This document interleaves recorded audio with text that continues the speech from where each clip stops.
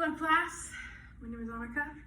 I'm talking about culture and communications, specifically how they interact with each other. When it comes to communications, culture is incredibly important to keep in mind.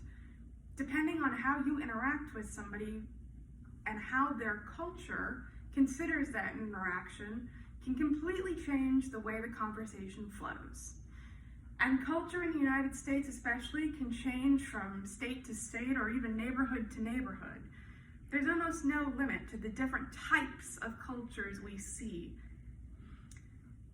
Culture stems from the Latin word agriculture, which I have always found somewhat poetic, considering that agriculture shifted and changed throughout the decades through human interaction, and culture has shifted and changed through human interaction. However, instead of interacting with plants or soil, we interact with each other, and that is how our culture changes. For example, during the samurai period in Japan, it was incredibly common for samurai to bow to their superiors, but not as common for commoners to do it to each other or to their superiors the way we know it now. Eventually, it caught on that this symbol of respect could be used to demonstrate an awe or adoration to members of higher social classes, the emperor, your boss, that sort of thing, and became the sort of bowing culture that we now see in Japan everywhere, where you'll bow to show your respect to your elders, your bosses, or anybody else that is culturally considered your better.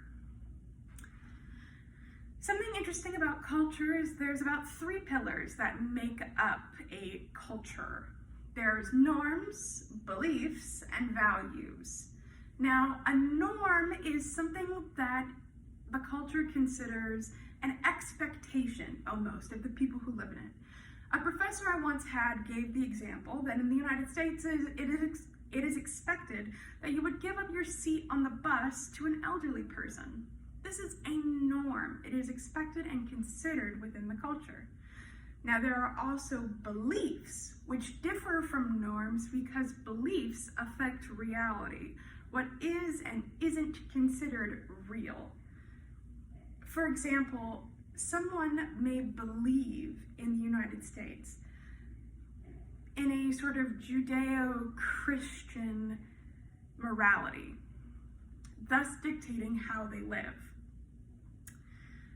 Values are what a culture considers important. So, for example, in the US, we value something like honesty, while also expressing your emotions and individuality as clearly as you can. All of these things make up a culture and how that culture interacts with itself, if that makes any sense. There are many different ways to describe cultures, for example, masculine and feminine, but the one we'll be focusing on was proposed by Edward T. Hall, which is the theory of high and low context societies. Now, hearing the word context, you may be able to guess that this is about how people talk to each other and how they interpret the sentences they're told. In high context societies, you are asked to consider the full context of a situation or a sentence.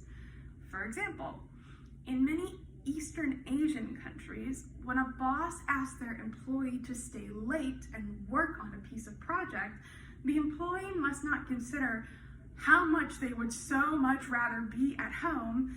They have to think about things like, how would not having this project complete affect the company? My boss's standing within the company, my standing within the company, whether or not this boss is superior enough to be giving me orders like that, etc., etc.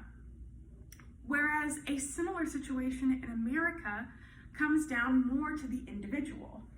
They would rather be at home, they would rather do this or that, and they're allowed to make that decision because of the cultural context. It all can be kind of confusing, but you can remember it like this. In high context societies, you're being asked to truly look at the situation from a bird's eye, rather than your own personal perspective. Whereas more individualistic and low context societies, you're asked to consider it mostly for yourself. Thank you very much.